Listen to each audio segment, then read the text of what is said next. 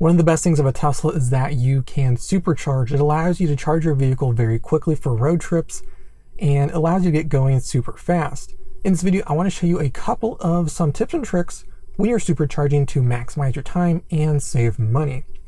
First thing we're going to start off with is picking your stall.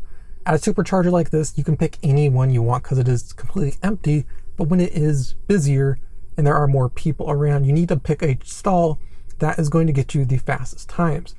If we take a look at our stalls, they are all numbered. We have 8 chargers here. They are 1 through 4, A and B. What you need to do is not share a number with somebody else. Like numbers share the same power source, and if somebody is on charger 1A and you go to charger 1B, you are sharing the same power that is distributed to 1. So don't share a number with somebody. So exactly what I was just talking about, a Model S just pulled into 4B. We are in 4A. And my speed dropped from about 90 kilowatt hours to about 45. So exactly what I was saying, when somebody shares your stall with you, your speed goes down. He just moved to 3B because I guess it was too slow, and we are now up to 88 kilowatt hours. So just what I said, don't share a number with somebody.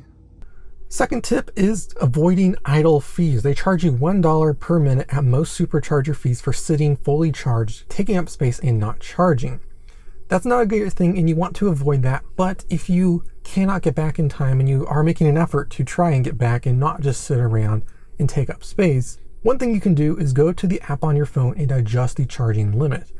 Typically on most daily driving, you want to set your charging limit to a maximum of 80 or 90%. That's what we have is 80%, and that's what the car is set to charge to. But if we're out in the store and we cannot make it back in time, just go to your app, change the charging limit to 100% or anything higher, and it will then automatically adjust that on the car, and it will continue charging. It won't charge you for idle fees. Going off of the first and second tips, if you want to take your time when charging, share a number. You will share that amount of power, so it's going to take a little bit longer.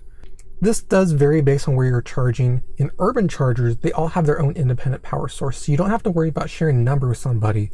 But at the classic version 2 supercharger that we're at right here, if you share a number, you are going to get less speed. Supercharging is not free for everybody, and it does get a little expensive, especially when compared to charging at home. We have been charging for about 10 minutes. We're already at $3.64. If you want to see more about how much it costs to supercharge, definitely check out our video right up there, where we talk about how much it costs at most areas. But if you want to save money or even get free supercharging, there are a couple of options you can do. First, you can buy a used Tesla. Many of Tesla's certified pre-owned and other ones on local markets have free supercharging for life. Some of them don't, so keep a lookout for that. Depending on current promotions, there may be free supercharging for life with a brand new Model S or X. These typically tend to give you free supercharging for life in their end of the quarter push to sell more vehicles. A couple weeks ago, they had free supercharging on a new Model S and X. Today, they do not. So just keep a lookout for that. And if you're getting a Model 3 or Model Y that does not have free supercharging offered, you can use a referral code to get 1,000 free miles. And for every single person you refer, you will also get another 1,000 miles. So if you have enough friends, you could technically get free supercharging for life. Speaking of that, check out the link in the description if you want to use our referral code so we can get more miles. The final tip I have for you is to plan your route. If you set a supercharger destination on your maps, it will know that it's a supercharger, and it will preheat and precondition the battery for you so that you come in with a battery at an ideal temperature to get the maximum charge as fast as possible.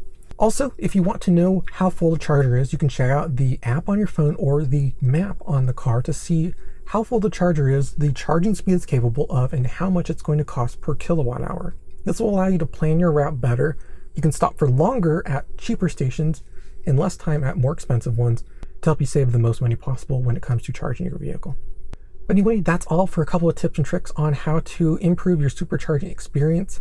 It's a really fun time doing a road trip in a Tesla because you don't have to stop for too long, and it does give you a nice break. But when you do stop, there are a couple things you need to look out for, so I hope this video helps you out. If you have any questions or suggestions, let me know in the comment section. If you like this video, leave a like and hit the subscribe button for more videos like this. This is Mark That Tech, and I will see you in the next one.